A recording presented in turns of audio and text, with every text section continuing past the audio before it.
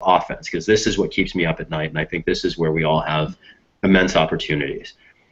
When a police officer or an agent of the state is standing in front of you demanding something from you, your power to impact the situation is at its ebb. You have, in the moment, basically very little you can do about. The only things you can do are say, I do not consent to a search, am I free to leave, and I will speak only with the lawyer present. That's all you can do.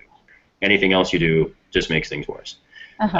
But what you can do when you're not standing in front of a police officer is build power with your neighbors to assert constitutional principles and restore constitutional order to the chaos that is reigning the United States at the moment. And that sounds very complex, sounds very abstract, but I'll make it very simple. The essence of democracy is meeting people, listening to their concerns, connecting with them, building relationships and associations, and raising your concerns together.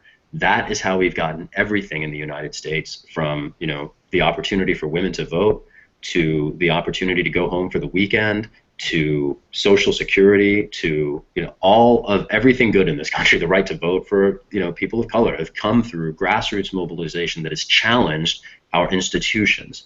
We cannot rely on judges or elected representatives to vindicate our rights for us. The key to meaningfully being an American, citizenship is about engaging with your neighbors to talk about issues. And particularly, I think one thing that gets under-regarded, people forget to listen.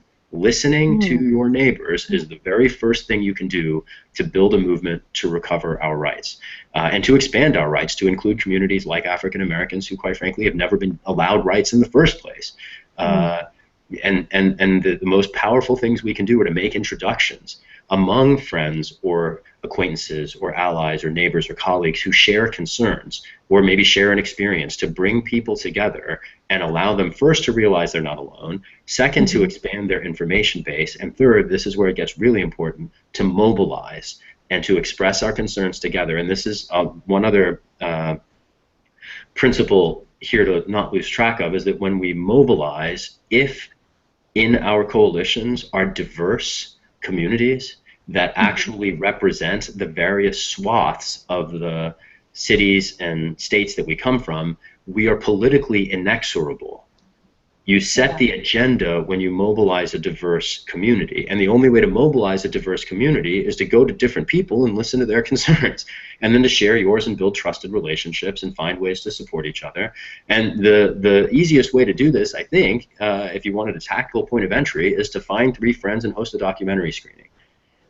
You know, if you're creatively inclined, you know, there's groups in several parts of the country I've worked with that do political spoken word speak outs, where, you know, you find 4 poets and you take over a street corner and you hold it down for as long as you've got poetry to be there, and then you go home, drink a beer, and come out next week and do it again.